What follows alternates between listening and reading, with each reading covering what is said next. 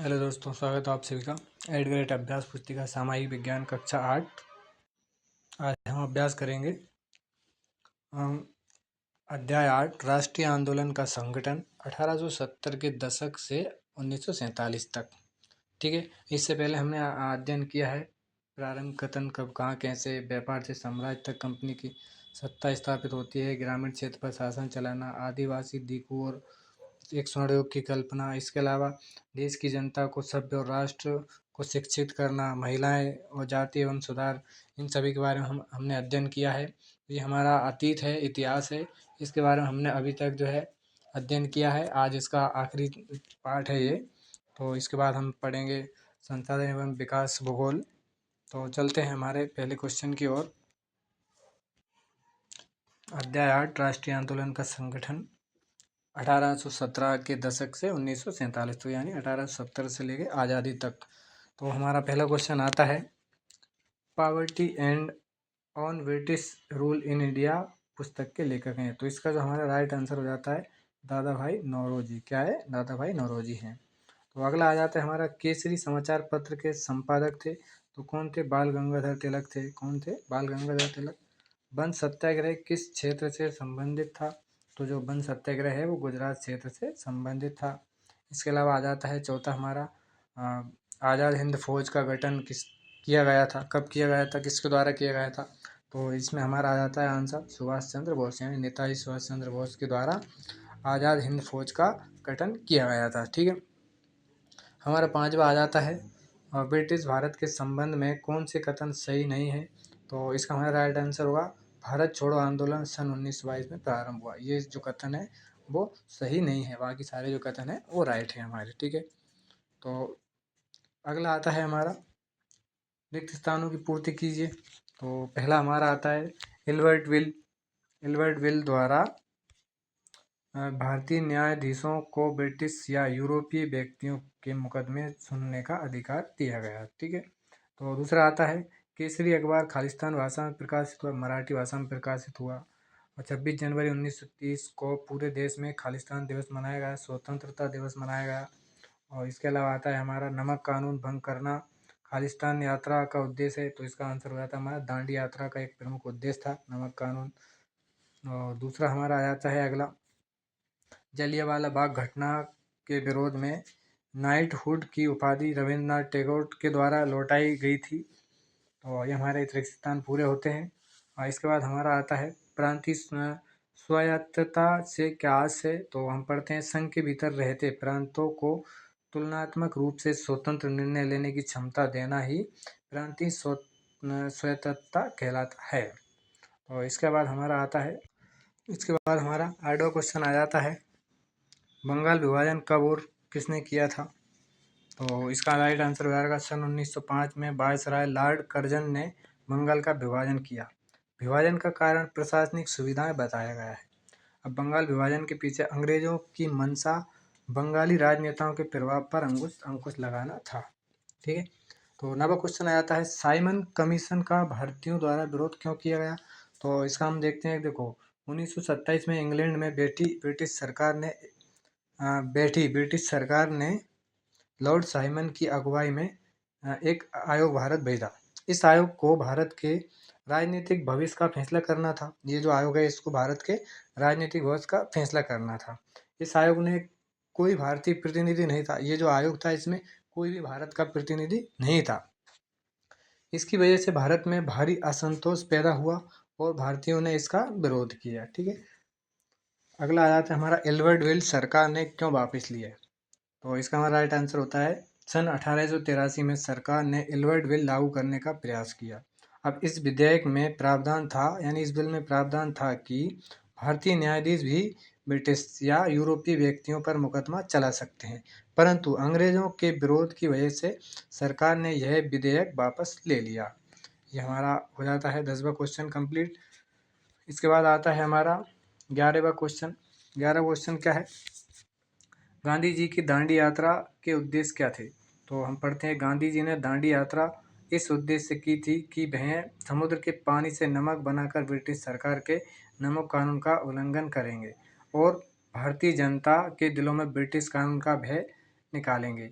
और जनता को आंदोलित करेंगे। देखो, गांधी जी का एक उद्देश्य था कि ब्रिटिश सरकार जो नमक दे रही थी, जो पैसों में दे रही थी, तो गांधी जी ने क्या किया, एक आंदोलन किया जिसके माध्यम से उन्होंने भारतीय जनता जो है खुद से नमक बनाएगी समुद्र के पानी से, और खुद ही उसका वो व्यापार करेगी। ठीक है, तो आ जाता है हमारा 12वां क्वेश्चन, किस घटना के कारण गांधी जी ने असहयोग आंदोलन वापस लिया। देखो, महात्मा गांधी हिंसक आंदोलन के विरुद्ध थे। जो महात्मा गांधी थे वो अहिंसा के पुजारी थे, यानी वो हिंसक जो है आंदोलन है उनके हमें सदैव से ही विरोध करते रहते हैं।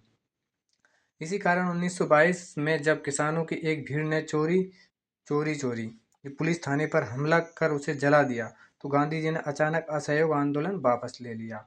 उस दिन 22 पुलिस वाले मारे गए। किसान इसलिए बेकाबू हो गए थे क्योंकि पुलिस ने उनके शांतिपूर्ण जुलूस में गोली चला दी थी। ठीक है, 13वां हमारा क्वेश्चन आ जाता है, रॉलेट कानून का भारतीयों ने क्यों विरोध किया। तो यह कानून अभिव्यक्ति स्वतंत्रता जैसी मूलभूत अधिकारों पर अंकुश लगाना और पुलिस को और ज़्यादा अधिकार देने के लिए लागू किया गया था। अब भारतीयों का मानना था कि सरकार के पास लोगों की बुनियादी स्वतंत्रताओं पर अंकुश लगाने का कोई अधिकार नहीं है, इसलिए भारतीयों ने रॉलेट कानून का विरोध किया था। 14वां हमारा क्वेश्चन आ जाता है, असहयोग आंदोलन में लोगों द्वारा किन वस्तुओं एवं कार्यों का बहिष्कार किया गया। तो इसका आंसर आता है, असहयोग आंदोलन में लोगों द्वारा विदेशी कपड़े की होली जलाई गई। अब साथ ही उन्होंने अंग्रेजों द्वारा प्रदान की गई उपाधियों व विधानमंडलों का भी बहिष्कार किया। ये हमारा 14वां क्वेश्चन आ जाता है। आप चाहे तो स्क्रीनशॉट ले सकते हैं या फिर आराम से वीडियो को रोककर लिख सकते हैं, देखकर लिख सकते हैं। आपको अच्छा दिखे इस वजह से मैंने वीडियो को तरह तरीके से अलंकृत किया है। इसके बाद हमारा आ जाता है 15वां क्वेश्चन। 15वां हमारा क्वेश्चन आ जाता है, 15वां क्वेश्चन क्या है हमारा, बंगाल विभाजन क्यों किया गया और इसके क्या परिणाम हुए। तो देखिए, बंगाल विभाजन का मुख्य उद्देश्य बंगाली राजनेताओं के प्रभाव पर अंकुश लगाना था। अब वह बंगाल की जनता को बांटना था। अब इसके कारण लोगों में गुस्से की लहर फैल गई जिसने स्वदेशी आंदोलन का रूप ले लिया। इसके बाद आता है 16वां क्वेश्चन जो हमारा, कैबिनेट मिशन की असफलता के क्या कारण थे। तो हम देखते हैं, कैबिनेट मिशन एक महान योजना थी जिसका उद्देश्य भारत की संविधान सभा बनाना और विभाजन को डालना था। अब भारतीय राष्ट्रीय कांग्रेस और मुस्लिम लीग के बीच मतभेद के कारण कैबिनेट मिशन असफल रहा है। क्या है, भारतीय जो राष्ट्रीय कांग्रेस पार्टी है और मुस्लिम लीग के बीच, जो मुस्लिम लीग के सदस्य है, मुस्लिम संगठन, उनके बीच में क्या हुआ, मतभेद हो गया, आपसी मतभेद हुआ। इसी कारण से ये कैबिनेट जो है मिशन असफल रहा था। अब 17वां हमारा क्वेश्चन आता है, 17वां और जो आखिरी क्वेश्चन भी है हमारा, दिए गए चित्रों को पहचान कर किन्हीं दो महापुरुषों के भारतीय राष्ट्रीय आंदोलन में योगदान का वर्णन करना है। तो पहला हम जानते हैं सभी को, क्या है, बाल गंगाधर तिलक हैं, भगत सिंह हैं, लाला लाजपत राय हैं, नेताजी सुभाष चंद्र बोस हैं। तो हम इन्हीं दोनों में से किसी एक के बारे में चर्चा करने जा रहे हैं, दो के बारे में। तो पहले हमारे आते हैं, हम नेताजी सुभाष चंद्र बोस के बारे में चर्चा करेंगे कि इन्होंने अपना क्या योगदान दिया है। तो सुभाष चंद्र बोस जो है, जनवरी 1941 में सुभाष चंद्र बोस बिना किसी को बताए कोलकाता छोड़ दिया। सुभाष चंद्र बोस ने क्या किया, कोलकाता को छोड़ दिया और जर्मनी के रास्ते होते हुए सिंगापुर पहुंच गए। अब भारत को अंग्रेजों के नियंत्रण से मुक्त कराने के लिए उन्होंने वहाँ आज़ाद हिंद फौज का गठन किया। किसका गठन किया, आज़ाद हिंद फौज का गठन किया। अब राष्ट्रभक्ति एवं स्वतंत्रता का संदेश जन जन तक पहुंचाने के लिए वर्निल में फ्री इंडिया सेंटर की स्थापना की और आज़ाद हिंद रेडियो की शुरुआत कर स्वतंत्रता आंदोलन को आगे बढ़ाया। ये सुभाष चंद्र बोस का एक महत्वपूर्ण योगदान है। इसके बाद हम पढ़ेंगे दूसरा, बाल गंगाधर तिलक के बारे में। तो देखो, बाल गंगाधर तिलक ने एक एजेंसी बनाई, एक बेसेंट जी की मदद से होम रूल की, यानी होम रूल लीग की। इसके बाद क्या हुआ, स्थापना में होम रूल आंदोलन के दौरान बाल गंगाधर तिलक को काफ़ी प्रसिद्धि मिली, जिस कारण उन्हें लोकमान्य की उपाधि मिली थी। ठीक है, इसको अपन उनका पूरा नाम लेते हैं ना, लोकमान्य बाल गंगाधर तिलक, कहीं आपने सुना ही होगा, इसको उपाधि मिली। इसके बाद अप्रैल 1916 में उन्होंने होम रूल लीग की स्थापना की थी। इस आंदोलन का मुख्य उद्देश्य भारत में स्वराज स्थापित करना था। क्या था, स्वयं का राज, यानी स्वराज यानी स्वयं का राज। अब स्वराज यानी स्वशासन या विदेशी शासन से स्वतंत्रता, इस की स्थापना की, स्वराज की इस अथक खोज में तिलक ने अपनी प्रसिद्ध पंक्ति कही थी। क्या कही थी? स्वराज मेरा जन्म सिद्ध अधिकार है और मैं इसे लेकर ही कहूँगा। ये जो है एक नारा भी है, ये एक तरह का, जो हमें बाल गंगाधर तिलक के द्वारा प्राप्त हुआ था। आपको याद होगा नेताजी सुभाष चंद्र का भी एक नारा था, तुम मुझे खून दो मैं तुम्हें आज़ादी दूंगा। यानी उन्होंने लोगों से आग्रह किया था, तुम मुझे खून दो मैं तुम्हें आज़ादी दिलाऊंगा। ठीक है, तो उम्मीद है आपको ये पार्ट अच्छी तरीके से समझ में आया होगा। मैंने कोशिश की है अपना 100% देने की, आपको अच्छी तरीके से समझ आया हो। अगर आपको किसी भी तरीके से समस्या आती है तो आप कमेंट ज़रूर करें। और आज हमारा जो है अतीत का पूरा कंप्लीट हो गए हैं सारे चैप्टर्स। आगे के लिए मिलते हैं अगली वीडियो में। आगे अभी तक के लिए जय हिंद।